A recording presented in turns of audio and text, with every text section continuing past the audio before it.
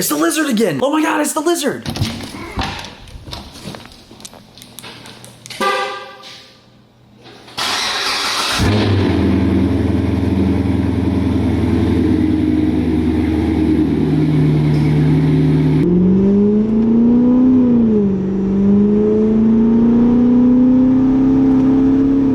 Get some air in here.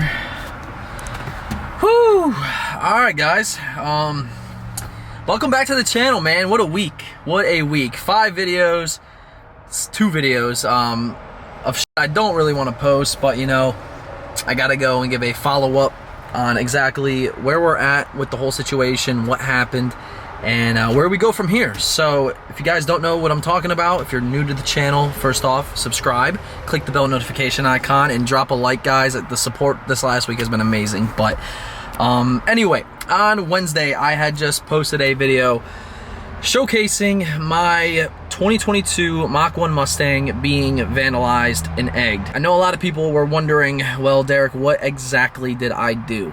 And in the beginning of that video, I did say it was resolved. So yes, it's over with. All that stuff's over with. I'm gonna go into it a little bit without trying to put too much personal information on their side out there.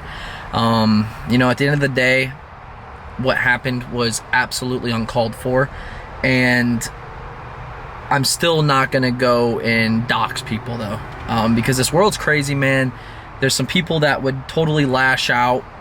I just don't want that. I'm gonna be a bigger person. I'm just gonna take this right on the chin. I've taken, you know, other shots and low blows before, and I'm still here. I'm still fine. So as far as that aspect, I don't need any backup or anybody, you know, causing more drama and potentially, you know, doing something stupid. So that's why I hid the identity in the video. I was aware that I didn't have to, but I did. So to stay on topic, I actually have a few bullets that I want to go ahead and address and cover, and that should be this video. So please sit for the full video. There's a lot of information in this, and it helps me out a ton. You guys have been awesome this week, and you're awesome, period. But I want to go through all these bullets with you and touch every little point. We're going to talk about what happened. We're going to talk about the charges, the money, the car, because currently I'm in karma. I don't have the Mach 1 right now, and there's just a lot I want to go over. So we're going to do that. And starting off, we're going to talk about how the situation was messed up and the fact that I could have absolutely, you know, ruined a lot. Without stating the obvious, the situation was absolutely wrong, and I gotta go and say I read a lot of the comments. 99.5% of the comments were on my side. There's a 0.5% of you that said I overreacted, I was yelling at a minor, so I should be ashamed of myself, and yada yada yada yada. There's a couple things I want to say, and thing number one, right here is a photo of the damage. So this egg didn't just crack yoke on it and it slipped off the car. No, you can clearly see from these 2 photos there is a significant amount of damage that was actually done to the paint, and I was not overreacting.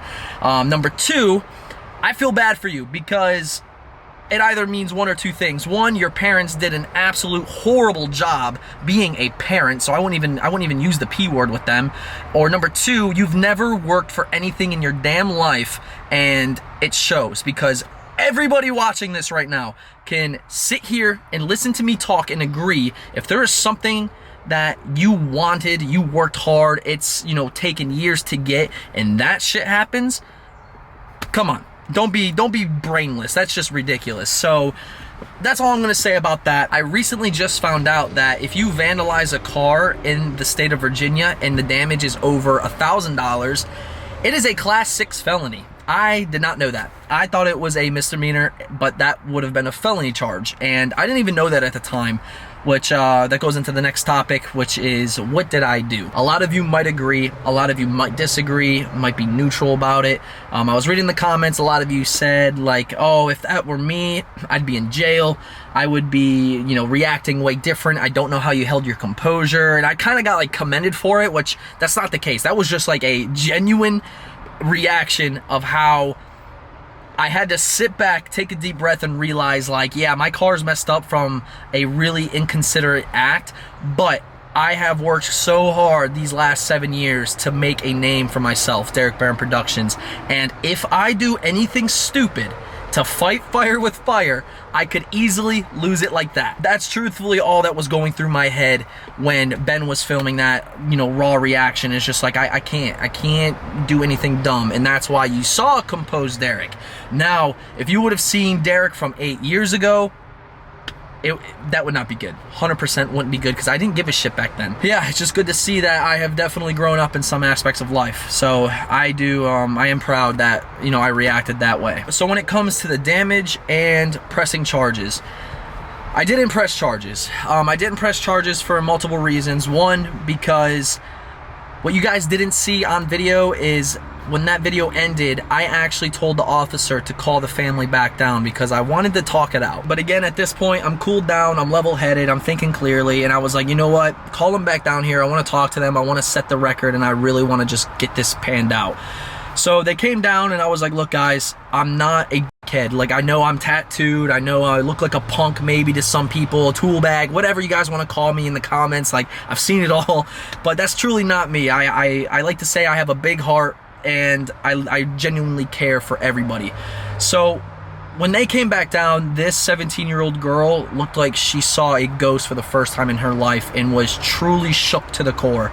She was shaking, she was crying her eyes out, and I don't really know if there was, you know, if I were to guess, it's because she actually realized and learned that this situation was serious and that she could be in a lot of trouble. I talked with the dad, and by the way, that dad was not in the video. That was her brother, not her father. Her father was, I don't know where he was, but he wasn't there for the situation.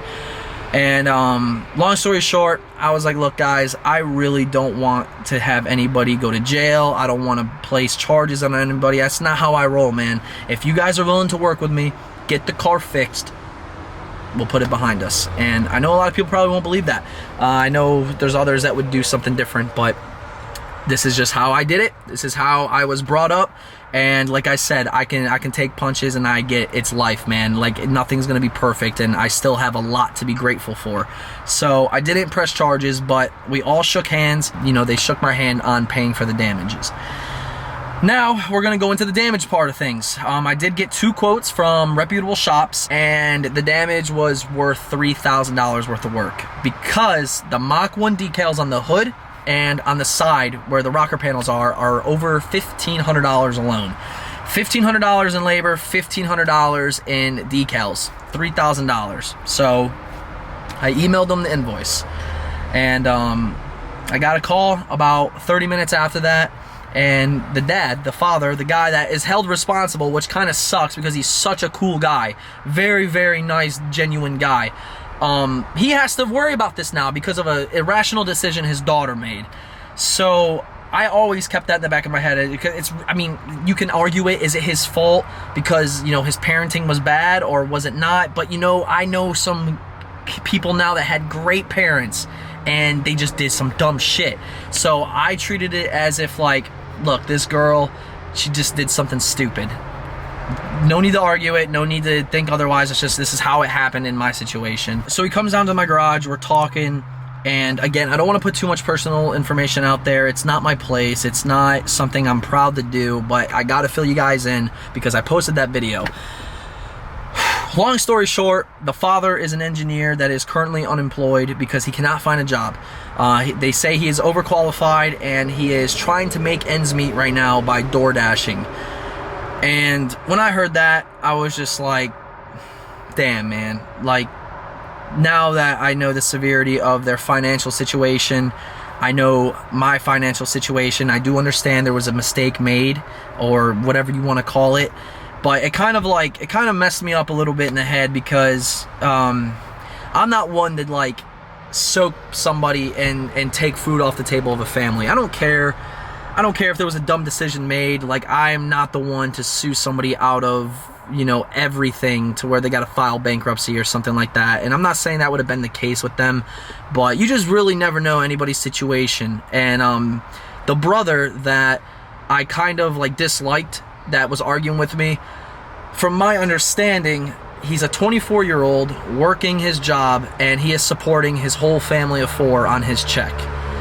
And, you know, I don't know why I feel bad. I don't know why, like, it kind of hit me in the heart.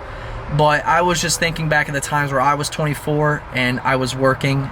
All my money was my money. I was buying Lucifer. I was driving the car. I was doing mods. My life was hunky-dory. And it kind of made me realize that, like, you know, there might be more going on than we see, the bigger picture. I'm getting hit with all these facts, and, you know, to sum it up, I looked at the father, and I got with him later on that day to see what I could do to help out. You know, I definitely didn't want to soak the man. And I told him I'd pay half the bill, $1,500. You know, and he just pleaded with me, and he was just saying that he just doesn't have it. He doesn't have it. He's going to have to ask his son for the money. And they were potentially having to move because the rent keeps going up here. It's expensive.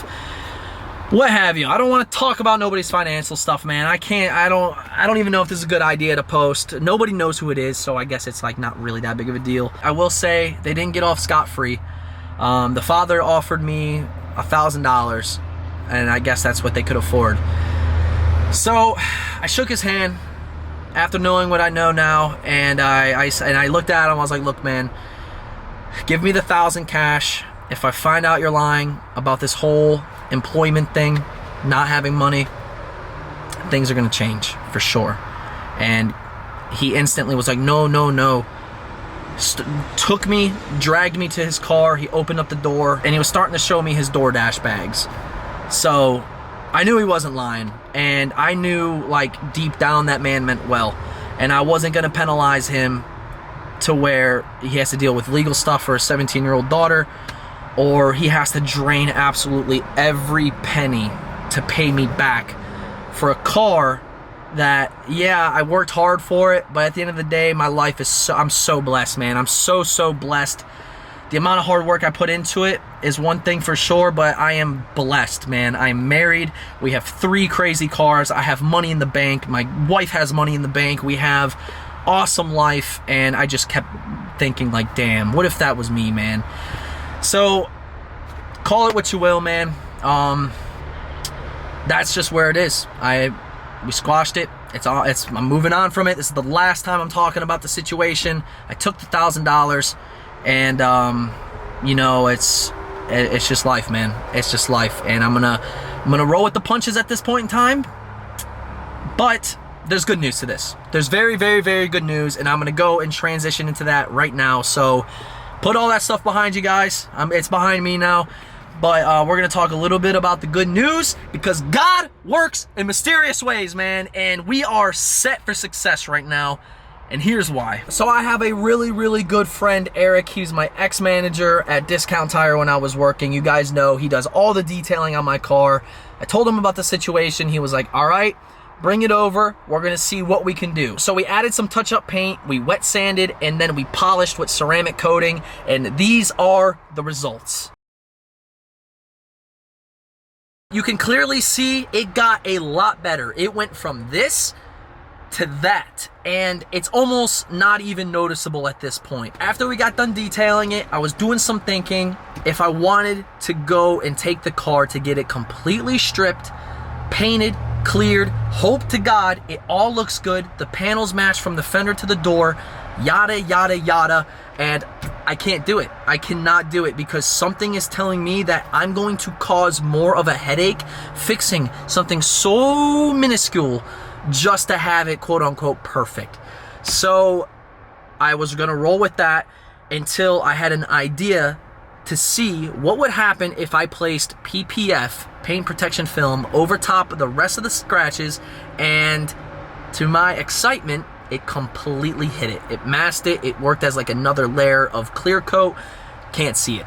So I set sail, and I was looking for a shop that was, you know, wanting to work with me being a YouTuber to do stuff content wise and to get the car PPF'd.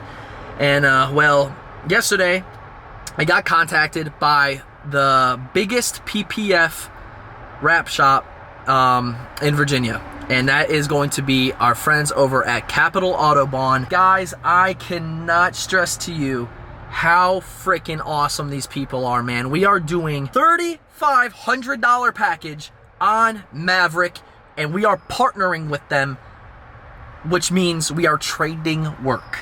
So not only did Eric get it looking amazing, but with the PPF, we are going to be protected in all track use areas of the car that are prone to get hit, and you're not going to even see it, and it completely goes away. So I got to go and just put Capital Autobahn on the map. And guys, if there's anything I ever ask for, like legit, please go support these guys. Blow up their Instagram account. They have a little over 1,000 followers. I know the power of the DBP squad. I've seen what you guys can do. It's right there on the screen. Go follow them. All I want to do is show Capital Autobahn that this was meant to happen for a reason. I don't know, man. I always put my trust and my love and my whole life up with that big man up there, and I just think everything happens for a reason. So that's where it's at, boys and ladies. That's where it's at. I'm sweating like crazy. I had to bring you this video. It truly ended in just an amazing fashion. And Capital Autobahn, all you guys out there, Joe and Victoria, thank you so much. Thank you so much for partnering with the channel. We're gonna do great things with the car, and I'm just so like grateful. I'm very grateful because I felt robbed of the excitement of the new car, which I know a lot of people see new cars on this channel. They see what I have, but guys, truly, I've worked for all this. I've worked for it all, so it means the most to me. And to have a company just straight up, let's do it. That feels so good. That feels so good. So please go follow Capital Autobahn, hashtag DBP Squad on their stuff, and y'all have a blessed weekend, man. Go watch all the videos if you haven't watched them already. Drop a like up on this video. I love y'all so much. Love y'all so much, and remember to always keep your head up no matter what situation you're in, because at the end of the day, we're all truly blessed in some way, shape, or form, and that's the message I wanted to spread today, okay? So use your words, don't throw eggs, and you know, life can be good, man. Life can be good, but we all got to work together, and that's all it takes. That's all it takes. So I'm out of here. I am going to do some filming this weekend. We'll be back next week with a new set of videos. Love y'all, man. Deuce.